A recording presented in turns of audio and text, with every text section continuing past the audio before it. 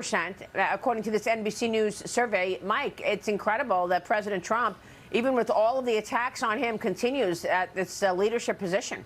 Yeah, I think we're almost near the point where you start needing to refer to Donald Trump as a presumptive nominee. Historically, no one's ever been above 50% in primary polling and not won the nomination. And that poll has him at 51. A lot of other polls have him closer to 60. Ron DeSantis, I mean, I think he's been a great governor of Florida. I moved my family to Florida because of the job he was doing. However, he is simply not charismatic. He's not a leader on very many issues. And it takes a different type of person to gather up that national audience. It's been a long time since a successful governor has taken over the White House. And Donald Trump, in terms of Republicans, is simply a tour de force. And these attacks, the public can see right through them. And there's a reason why the Biden administration is weaponizing every tool of government to go after Donald Trump, because they know he's the only serious candidate that can beat Joe Biden and that can defeat the Democrats in the next election. So, as much as I love Ron DeSantis, this is not going to be his nomination. He is not going to be the president in the upcoming election. Yeah, it's interesting what happened to Ron DeSantis. There was so much expectation that he would move higher, and then it sort of fanned out. I mean, that puts Kamala Harris right in the driver's seat. People are nervous about that. Yeah, look, she is not a popular politician. She's never won a hotly contested public office race. Every office that she's ever won in an election has become, from a lot of backroom politicking, to get herself the nomination. So for San Francisco DA, Attorney General of California, as well as Senate in California, if you're the endorsed candidate, if you're the nominee for the Democrats, you're basically as good as won the election. And remember, when she ran for president, she left the race before a single vote was cast. She's an extraordinarily unpopular politician, and it doesn't look like she's doing anything to change that. It's just she has no connection with any voters or any people, and so that's a problem for Democrats, especially when Joe Biden has the corruption as well as cognitive issues that he has going forward. Yeah. All right. We'll take a break when we come, especially given the fact that we are expecting a slowdown in the economy this year. Experts are also talking about commercial real estate increasingly becoming a debt time bomb, with $1.5 trillion in real estate mortgages due in the next 2 years. Seville's reporting that the office availability rate for lease and sublease has soared across the United States this year. Mike, what's your thought on the potential for weakness and a catalyst being a commercial real estate default? Maria, we are in the middle of a massive waiting game between the banks and commercial landlords, in that historically you put down 50% when you buy an office building or some sort of commercial real estate. So the leverage there does not exist the way it did in, say, the housing market in 2008. However, there's a lot of occupancy in office space right now, and that's going to soar because there's a lot of long-term leases that will be coming due over the next 12 to 24 months that are simply not going to get renewed, or get renewed for a lot less space, because this work from home is here to stay. So we are in this really interesting waiting game with office space all over the country to figure out what's going to happen here first, the chicken or the egg, and can the banks wait this out?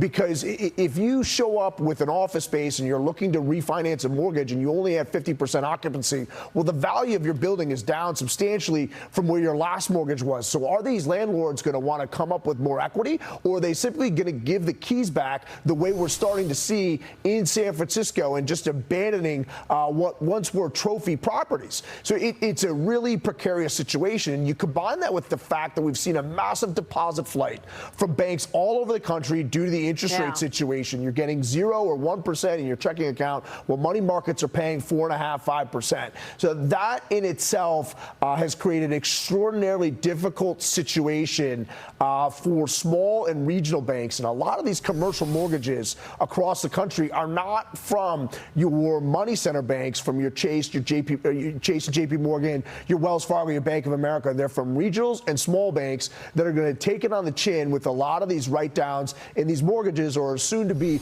large office landlords large office space landlords that they haven't been before. So this is a very precarious situation. This overhang is going to slow down the entire economy, although it may not cause the ripple across the financial system that some are predicting. It is going to tighten credit in the short, medium, and near term.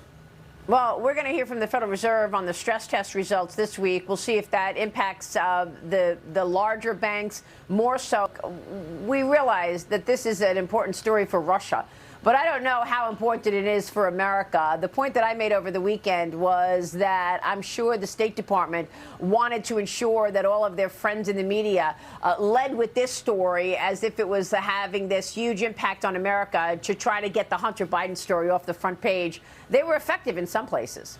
Yeah, look, to me, it seems like this was, a false flag type operation set up by Putin and Prigozhin to see who was loyal to Putin inside and see if they had any leaks at a point where they're relatively in a strong position to see if anything would break if somebody tried to take Putin out.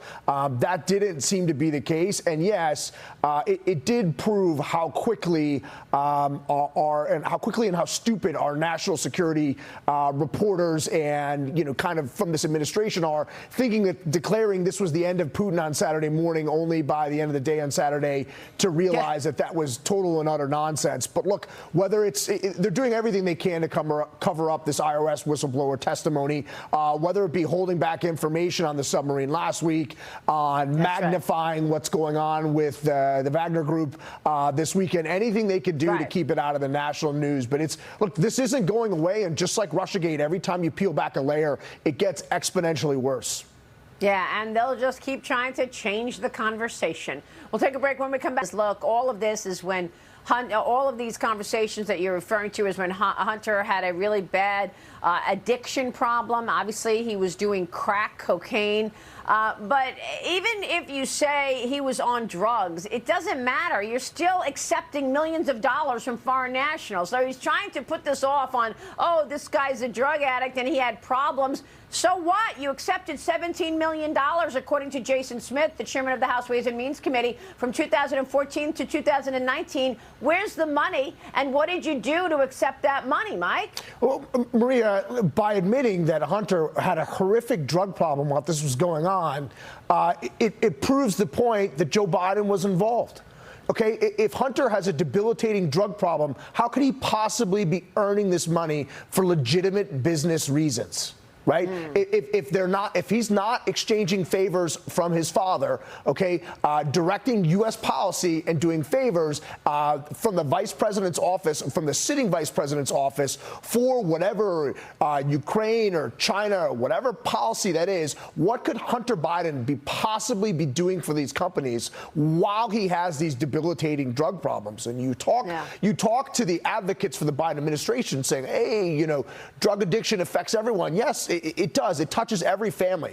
But the problem is not Hunter's drug addiction or Hunter's drug problems. The problem is, what could he possibly be doing to earn this money? These are tens of millions of dollars, some of the most lucrative business contracts in the world. If you are not exchanging state favors for them, then why on earth are you receiving the money? Again, we mentioned this before. Every layer you peel back, it gets worse and worse and worse. And look, they've known the Hunter Biden laptop is real since 2019, and there was a plethora of evidence that they were working on. Yet Chris Wray and Bill Barr kept that a secret from Donald Trump during the entire first impeachment and all of 2020, especially when that came out, when it was released to the public by Rudy Giuliani later in 2020. So look, this scandal touches so many different aspects of government, and there is no possible way Hunter could have gotten this plea deal without either Merrick Garland or Lisa Monaco signing off on it the way the Justice Department is structured, which means Joe Biden knows all about it. His office is driving the ship here, and again, in one of the most brazen corruption scandals in the history of our country. Yeah, and you know, the judiciary and Jim Jordan is focusing on how the FBI and the DOJ are weaponizing everything and protecting Joe Biden while weaponizing his political, weaponizing the departments against his political enemies. But James Comer and even Jason Smith, the chairman of the House Ways and Means, are focused on actual act of accepting all of this money. We spoke with Jason Smith.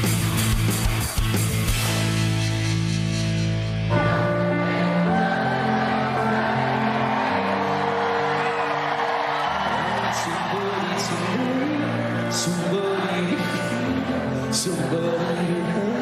just to know.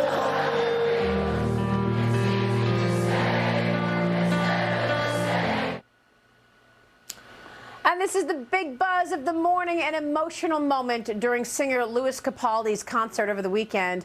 Capaldi was unable to sing one of his hit songs after losing his voice. Fans quickly realized what was happening, and they began filling in for him as the band played. The 26-year-old revealed he is taking a break from touring for, quote, the foreseeable future as he struggles with Tourette's and faces mental health issues. Tiana, this was so emotional, Mike, but it's also a reminder that mental health disease is serious and affects all of us in so many different ways. Yeah, it's a little dusty in here, Maria, after that.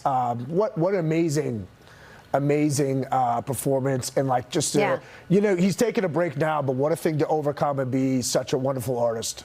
That's right. Michael Lee, Tiana Lowe, Desher, great to have you this morning. Thank you so much. Been a great show. Markets are mixed.